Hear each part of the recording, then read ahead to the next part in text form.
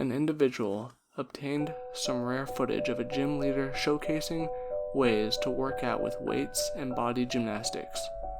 It was found in a yard sale and was sold for only $10. The seller seemed paranoid and scared of every customer. The individual that bought it calmed him down and was able to take the footage off his hands. The seller was relieved and thanked the buyer. As he checked the footage, he noticed that the teacher seemed to be looking at the camera more often than necessary, as if he was paying attention to it.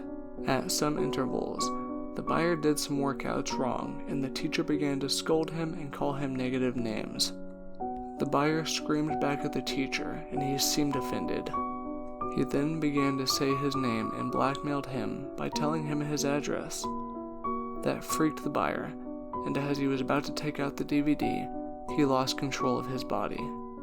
The teacher was ordering him to do it right, and his body moved accordingly. But it was too intense and too fast. The buyer was sweating and his body hurt from all over the place. He even screamed in pain and cried loudly.